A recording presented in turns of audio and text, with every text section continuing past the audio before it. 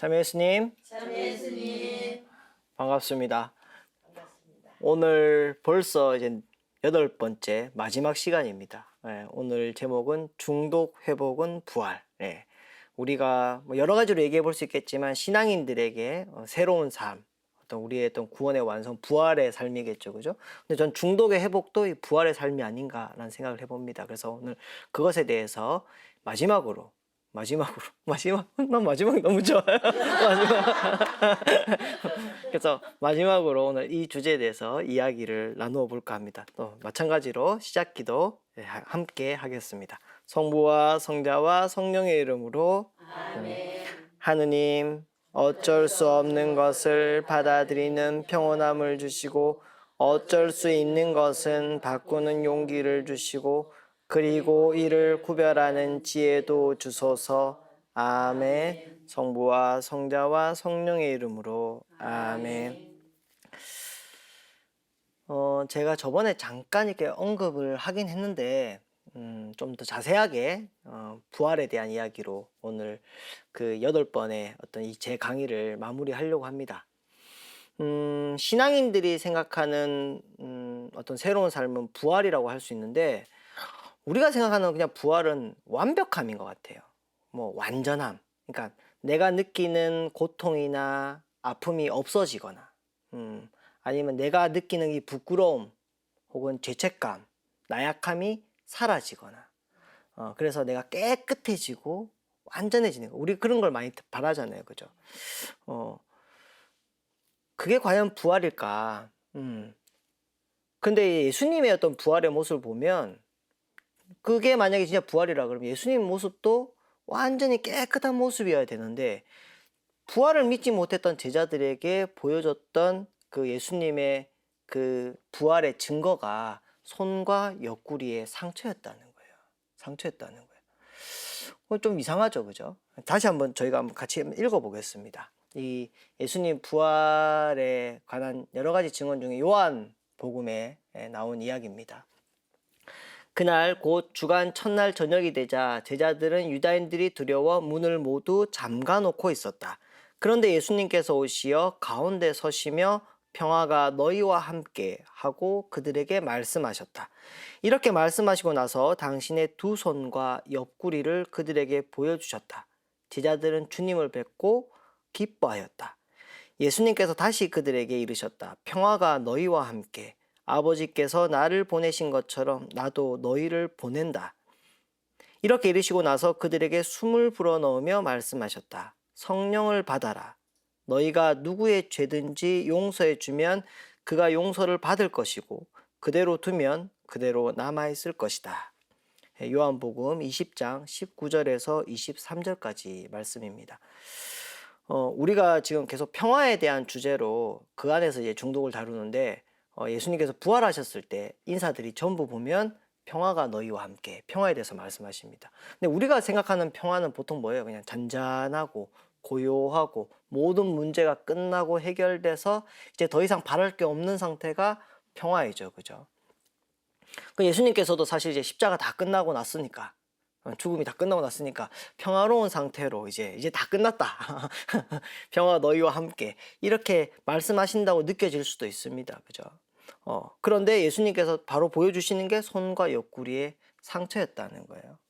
그리고 나서 성령을 받아라 이러시거든요. 아까 제가 그 요번 전 시간에 제가 말씀드린 게 성령이 뭘 하신다 그러셨습니까? 일치를 이루신다 그랬죠. 그 부활을 맞이한 사람들, 부활을 경험한 사람들에게 성령을 주시면서 근데 성령을 받아라 하고 그 다음 말도 좀 이상해요. 보통 우리가 뭘 주면 이건 뭐다, 너희는 이제 이렇게 될 거다 이래야 되는데 성령을 받아라 해놓고 성령에 대한 뭐 다른 설명이 없어요. 그러고 난 다음에 바로 용서해 주라고.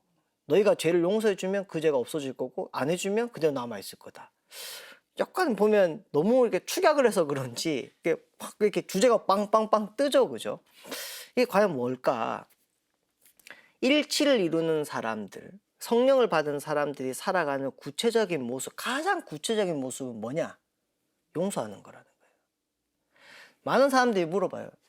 시모님, 하느님께 사랑을 받으려면 어떻게 해야 돼요? 하느님의 선물을 내가 받으려면 어떻게 해야 돼요? 혹은 하느님의 용서를 내가 받으려면 어떻게 해야 돼요?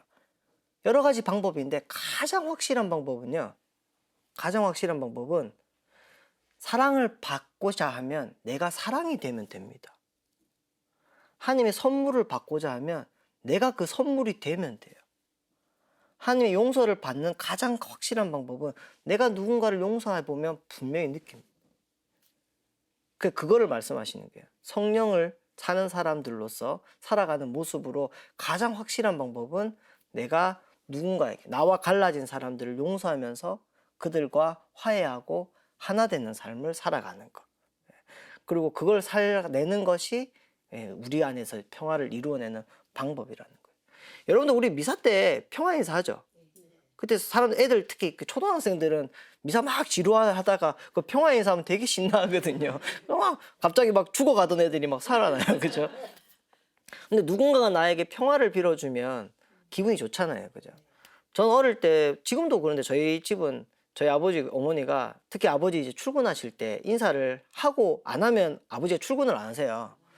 근데 하는데 이렇게 그리스도의 평화, 그리스도의 평화 이렇게 양볼에 이렇게 뽀뽀하는 이게 저희 집의 약간 의식이거든요. 아침마다. 근데 어릴 때는 그게 귀찮기도 하고 뭐 이런 걸 꼭 해야 되나 뭐 이랬는데 커서 가만히 생각해 보면 그 가족들끼리 서로의 평화를 아침에 빌어주는 것이 굉장히 저희한테는 좋은 교육이었다라는 생각이 들어요. 그런데 여러분들 평화를 빌어주는 마음만 받아도 기분이 좋지만 우리가 평화 인사할 때 그래 너 평화로웠으면 좋겠어 아님 말고 이게 아니거든요. 사실은 엄밀히 말할 때 평화 인사는 내가 너의 평화를 위해서 힘쓰겠다는 거예요.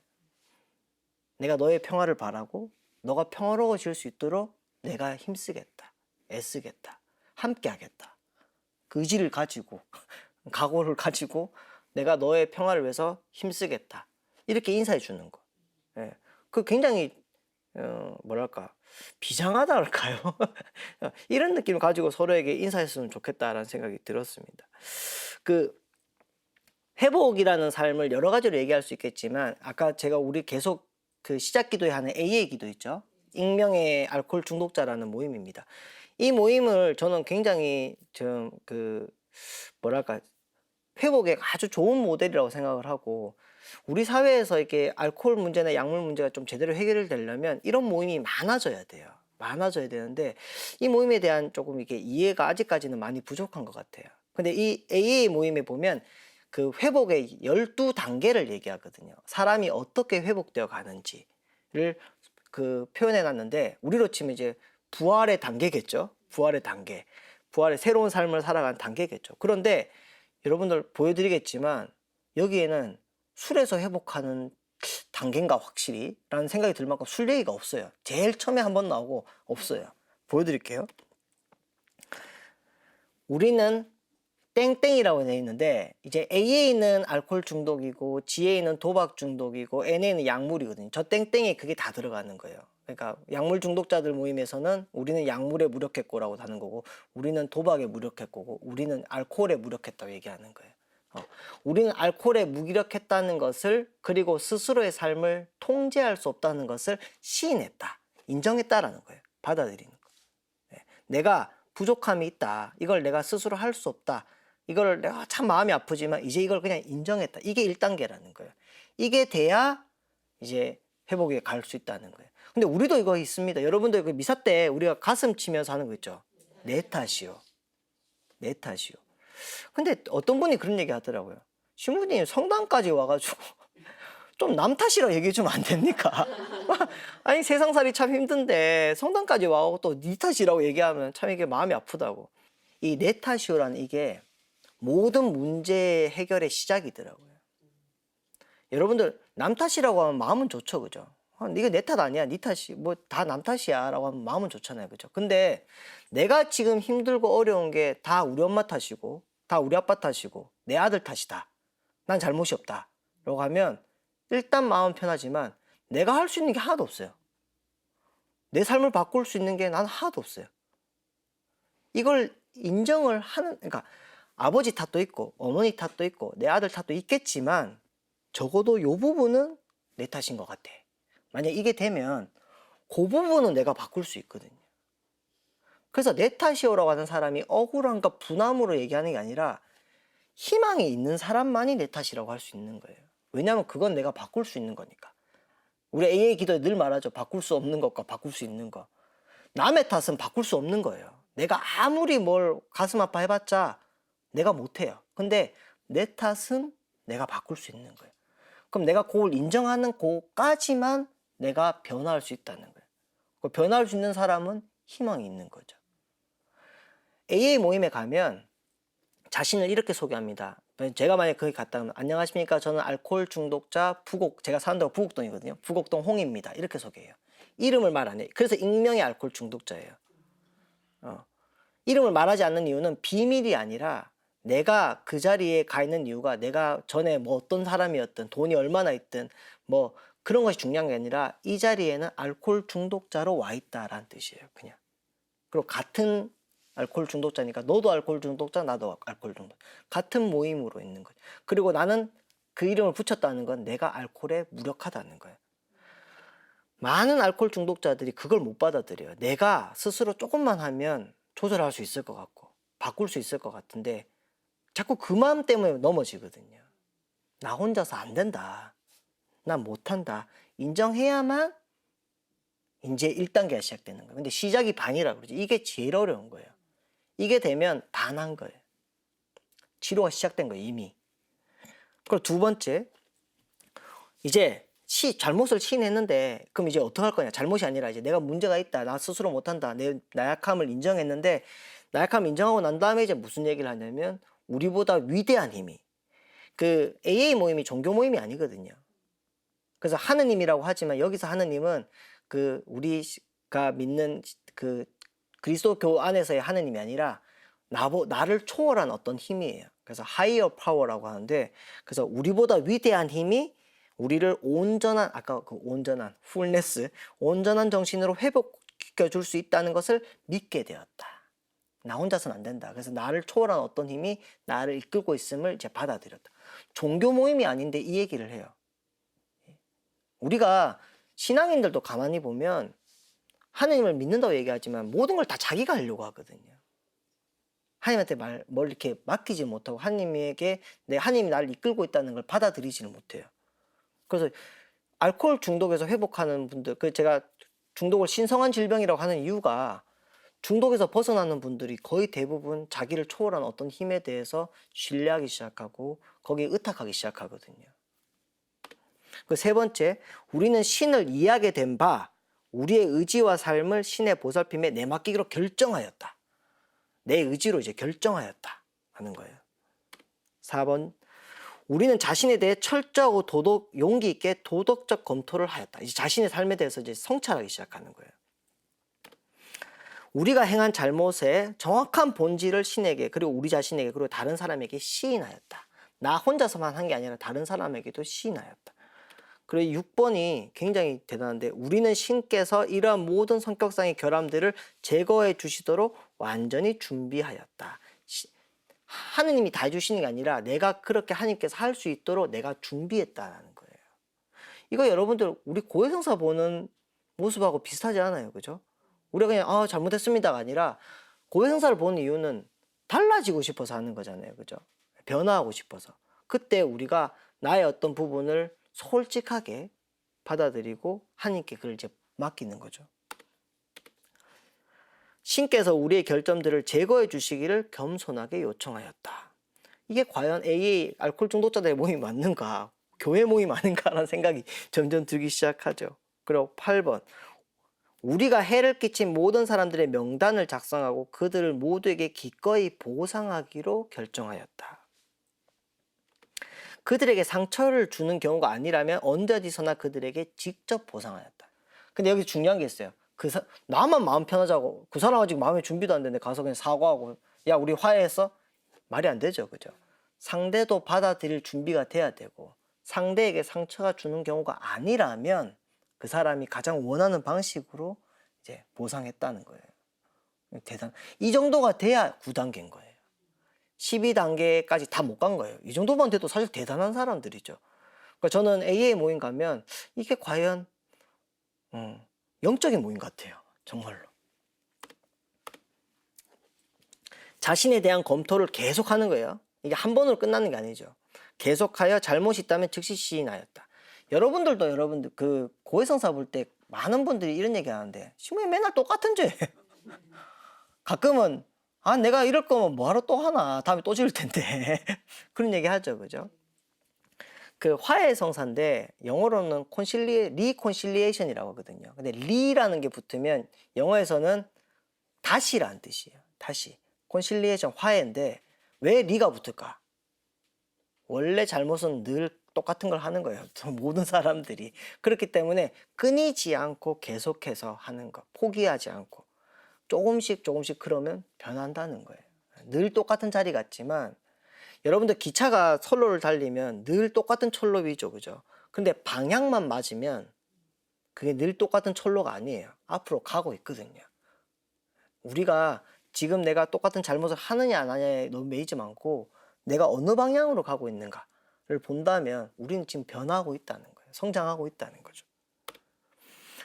우리는 신을 이해하게 된 바 기도와 명상을 통해 신과의 의식적인 접촉을 증진하려고 노력하였다. 우리를 위한 신의 뜻을 알게 해주시고 또한 그것을 실행할 수 있는 힘을 부여해 주시기를 기도하였다. 이제 나의 힘만이 아니라 계속해서 청하는 거예요, 그죠?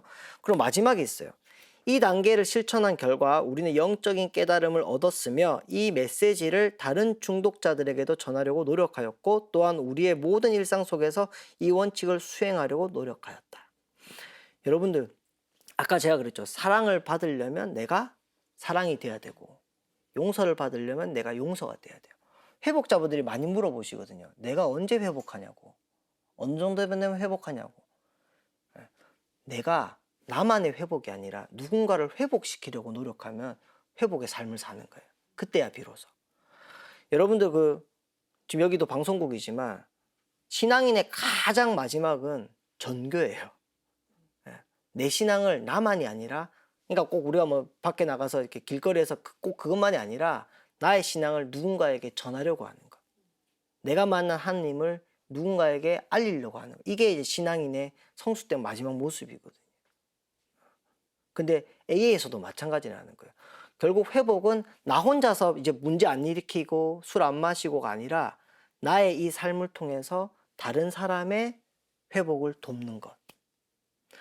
AA에 가면 자신이 술 마실 때 했던 부끄러운 일들, 상처가 된 얘기들 계속해요. 근데 그게 그냥 계속 무한 반복하는 게 아니라 이 이야기를 통해서 다른 사람의 나도 저랬는데 나도 저런 일이 있었는데 이걸 통해서 서로가 서로를 이해할 수 있게 되고 위로받는 거예요. 제가 예전에 어떤 자매님을 만났는데 그 자매님이 아이를 잃은 거예요. 사고로. 너무 힘들어 하시는 거예요. 근데 사람들이 가서 기도도 해주고 위로도 해주고 막 이렇게 좋은 말을 해줬는데 물론 그게 고맙지만 와닿지가 않더래요. 아니, 저 사람들이 내 마음을 알까? 라는 생각이 드는 거예요. 그래서 그 병원에 앉아가지고 이렇게 물론 고마움이 있지만 또 마음 한구석에 이렇게 어떻게 해결되지 못한 어떤 것이 있었는데 모르는 어떤 자매님이 이제 지나가다가 그 얘기를 듣고 자기 어깨를 두드리면 그러더래요. 저도 아이를 잃었어요. 근데 그 말이 가장 위로가 되더래요. 적어도 저 사람은 내 마음을 안다고 생각하니까. 이게 상처가 주는 위로거든요. 예수님이 제자들에게 상처를 꺼내 놓으셨을 때 이 상처 자체만으로 보면 이건 아픔이고 고통이고 배신의 흔적이죠. 그죠? 그런데 이 아픔을 통해서 너희들도 참 아팠겠다. 너희들도 얼마나 힘들었니? 이 상처를 통해서 같이 공감하고 위로하는 거죠. 우리의 많은 상처들이 그럴 수 있어요. 여러분들 그런 경험 있죠? 사람한테 배신당하면 다른 사람 못 믿겠어요. 그죠? 내가 누군가를 너무 사랑했는데 그걸 상처로 돌아오면 다시는 사랑하고 싶지 않아요. 이게 우리의 상처거든요. 나를 죽게 하고 더 이상 살지 못하게 하는 게 우리의 상처예요.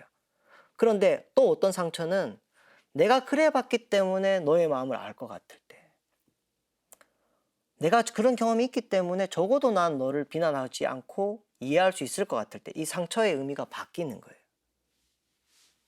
부활은 상처가 사라져서 깨끗한 게 아니라 나를 그냥 죽이기만 했던 이 상처의 의미가 바뀌는 것. 그래서 나를 새롭게 살게 하는 것. 이게 부활이라는 거예요. 다시 그냥 사는 거면 재생이죠, 재생. 우리는 사실 재생의 삶을 살고 있어요. 부활하지 못하면 늘 똑같은 잘못에 똑같은 그 어떤 어려움을 겪으며 살아가고 있어요. 그런데 그 어려움 속에서 의미가 새롭게 해석이 되고 그렇게 되면 새로운 땅, 새로운 하늘이라는 거예요. 그게 부활이라는 거죠. 저는 이 자조 모임 가면 늘 이걸 봐요. 지금 우리나라에 AA, GA, NA가 있어요. 그 AA는 익명의 알코올 중독자 모임, GA는 그 단도박 모임. 인터넷 쳐보시면 이게 다 나옵니다. 그리고 NA는 약물 중독자들 모임인데 이게 다른 모임보다는 좀 적지만 있어요. 그리고 여러분들 알라논이라고 그 배우자들의 모임이 있어요. 남편이 혹은 아내가 알코올 중독자일 때 가족의 고통도 굉장히 심한데 이걸 다른 사람들하고 나누면 이해가 잘 안 되는 거예요. 근데 같은 어려움이 있었던 사람들이 같이 모이면 위로도 받고 또 때로는 나보다 더 어떤 성장한 사람의 어떤 모습을 보고 내가 따라가기도 하고 또 이제 시작하는 사람들에게 내가 도움을 주면서 내가 또 보람을 느끼고 알라논의 모임 그리고 알라틴이라고 있어요. 자녀들의 모임. 이 자녀들이 받는 상처들도 있거든요. 그래서 저는 우리 교회가 사실 이렇게 중독의 회복자들을 위해서 이렇게 기도해주고 관심을 가져주는 것도 중요하지만 이런 AA나 GA나 NA 모임들이 장소가 없어서 굉장히 힘들어 하거든요. 근데 여러분들 그 AA나 GA 모임의 역사를 보면요. 전부 성당에서 시작했어요. 다 신부님들이 소개했어요. 우리나라는. AA도 처음에 가져오신 분이 신부님이고 GA도 처음에 가져오신 분이 신부님이고요. 시작도 다 성당에서 했어요. 그리고 우리는 이걸 알아요. 왜냐하면 우린 레지오도 하고 반모임도 하고 공동체 신앙이라는 걸 우리는 이미 살고 있기 때문에 왜 사람들이 회복의 삶을 살면서 같이 모여야 되는지 성당 사람들은 잘 이해를 한다는 거예요. 근데 가끔 이제 이런 경우가 있어요. 우리 성당에 알코올 중독자들이 온다고? 야, 우리 성당에 도박 중독자들이 온다고? 그래서 막 싫어하시는 분들이 있어요. 근데 도박을 하는 사람들의 모임이 아니고 회복하는 사람들의 모임이거든요. 성당은 완벽한 사람들이, 문제없는 사람들이 모이는 공간이 아니잖아요. 그죠? 우리 모두가 문제가 있는 사람들이에요. 꼭 우리가 알코올 중독 문제가 없고 약물 중독 문제가 없다 뿐이지 우리 모두는 문제가 있고 성당 안에서 회복하려고 노력하는 사람들이에요. 그러면 저 사람들도 우리 공간에 같이 와서 함께 회복할 수 있도록 장소를 제공하는 거. 우리가 사실 그 모임을 진행하는 것도 아니고 돈을 주는 것도 아니거든요. 우리가 같이 쓰는 그 공간에 와서 함께 할 수 있도록 열어주는 거. 이것만 해도 저는 우리 사회에 가장 큰 도움이 되지 않나, 우리 교회가 할 수 있는 정말 큰 도움이지 않나라는 생각이 들어요. 그래서 적어도 여기 계신 분들, 그리고 제 강의를 듣는 분들은 AHA, NA가 뭔지 알고 또 이 모임을 좀 이렇게 활성화시킬 수 있도록.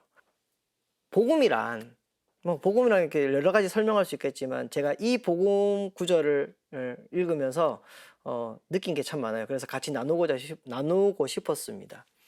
그리고 12제자를 부르시어 더러운 영들에 대한 고난을 주시고 둘씩 짝지어 파견하기 시작하셨다.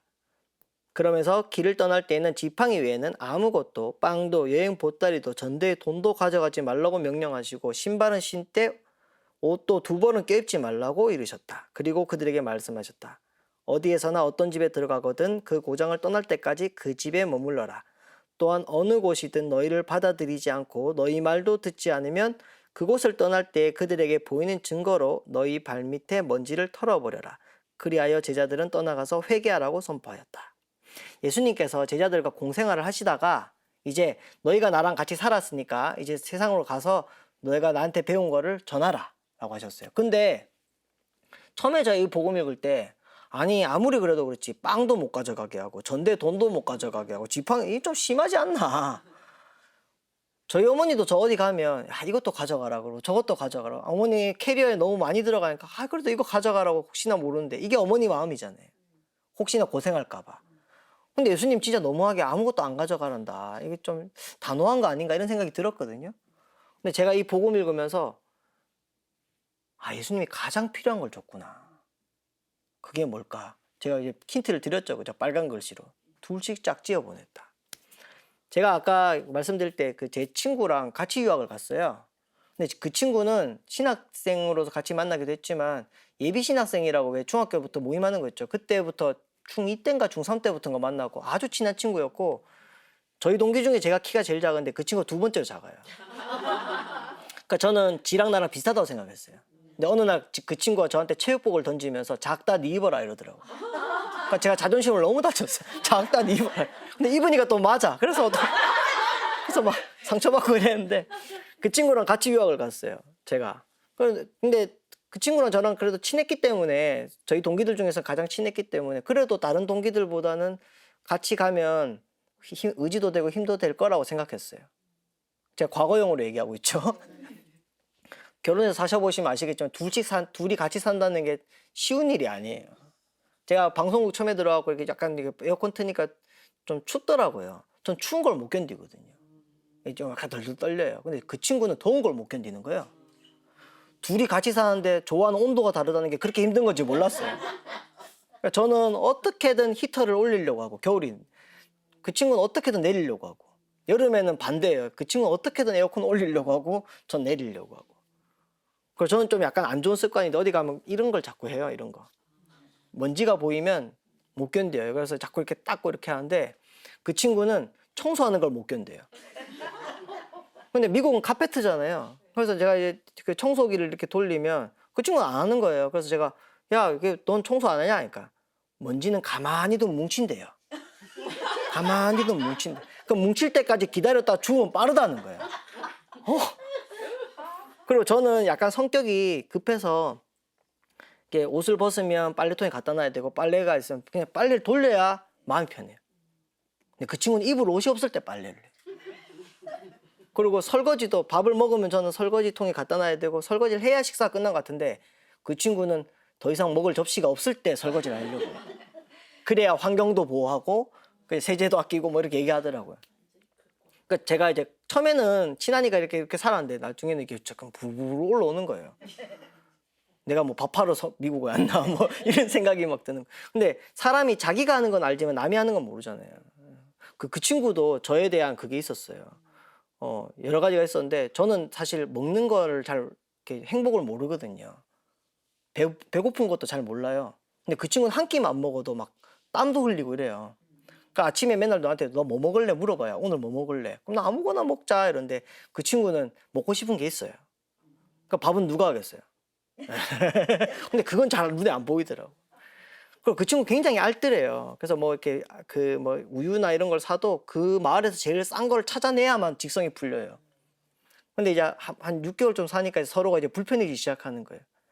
근데 이제 갑자기 이제 마지막에 한번 확 붙은 적이 있었는데 그 치약 있죠. 전 성격이 급하니까 치약을 이렇게 그냥 마음대로 짜 쓰는데 그 친구는 이제 알뜰하니까 뒤에서 이렇게 밀어서 짜 쓰는 거예요. 그런데 지가 밀어 놓으면 내가 앞에서 짜 쓰고 밀어 놓으면 짜 쓰고 그러니까 이제 화가 난 거죠. 그래서 이제 그날 아침에 몇 번을 말했는데 이거를 하나 못 하냐면서 이렇게 저한테 공격이 들어온 거예요. 저도 이제 화가 나니까 설거지 얘기도 하고 청소 얘기도 하고 그럼 갑자기 이제 너네 엄마가 널 어떻게 키웠는지 모르겠다. 집안 얘기도 하니까 또 화가 더 나죠. 그죠? 그래서 막 싸웠어요. 근데 이제 딱 둘만 있는데 싸우고 나니까 이게 지옥인 거예요. 그 사람의 숨소리가 싫은 느낌을 처음 받아봤어요. 그래갖고 이제 막 힘들어 하다가 밤에 누웠는데 와, 유학 생활을 만약에 이렇게 하고 가면 아무리 학위를 받고 좋은 성적을 거둬도 공항에서 따로 들어가면 이게 뭐한 짓인가라는 생각이 드는 거예요. 하느님의 복음을 전하기 위해서 신부가 된 두 사람이 유학 갔다가 서로 이게 반목에서 따로 들어가면 뭔 소용이 있나. 그래서 제가 아침에 이제 눈을 떠서 그 친구한테 먼저 얘기를 했어요. 이게 사과도 화해도 남이 받아줘야 되는 거예요. 근데 그 친구가 다행히 저가 했던 마음하고 비슷했더라고요. 그래서 우리 유학의 첫 번째 목표는 공부가 아니라 서로 사이좋게 지내는 거다. 그래서 우리끼리 약속을 했어요. 아침마다 얼굴 보면서 기도하기로. 그래서 어차피 눈 뜨면 그 친구밖에 없거든요. 그럼 제가 이렇게 기도해요. 주님, 제가 오늘 제일 먼저 사랑하고 용서할 사람이 저 친구라는 걸 기억하게 하소서. 기억하게 해달라는 거예요. 기억하게 해달라는. 근데 그러고 나서는 한 번도 안 싸웠어요. 근데 제가 그 친구하고 살면서 이 복음이 딱 떠오르더라고요. 복음이 죄 짓지 말라는 게 아니거든요. 완벽해지라는 게 아니에요. 그럴 수가 없어요, 우리는. 나도 부족하고 너도 부족하기 때문에 같이 있으면 싸울 수밖에 없고 갈등이 생길 수밖에 없고 상처가 생길 수밖에 없어요. 근데 예수님의 복음은 서로 사랑하라는 거고 서로 용서하라는 거잖아요. 그 복음을 선포하려면 자기가 살아야 되는 거예요. 제자들도. 자기가 살지 않고 어떻게 선포하겠어요? 그래서 둘씩 짝지어 보냈다는 거예요. 예수님의 제자들도 둘이 살면서 다 마냥 좋지만은 않았을 거예요. 그죠? 우리처럼 싸웠을 거예요. 예. 그런데 그렇게 살았던 삶, 그래서 서로가 용서하려고 노력했던 그것, 그래서 느꼈던 그 평화를 사람들에게 전했다는 거죠. 그렇게 따질 때 세상에서 제일 소중한 것, 복음을 살기 위해서 가장 소중한 건 결국 짝이에요. 누군가와 함께 한다는 거. 알코올에서 회복하는 것도 마찬가지예요. 혼자서 하는 게 아니라 서로가 같이 모여야 되는 이유가 바로 이거라는 거예요. 삶은 혼자서 사는 사람이 없기 때문에 삶을 배우는 것도 결국 누군가가 필요하다. 우리의 삶에는 소중한 짝들이 있습니다. 그 짝. 누가 나를 죄를 지으면 내가 용서하는 걸 하게 하니까 그것도 소중한 짝인 거예요. 그죠? 복음을 살기 위해서 가장 소중한 그 짝을 소중히 여기고 또 그 짝을 통해서 내가 조금 더 그 부활의 삶을 살 수 있도록 기도할 수 있는 우리가 되었으면 좋겠습니다. 오늘 마지막 강의인데 끝까지 아주 잘 들어줘서 대단히 감사합니다. 감사합니다.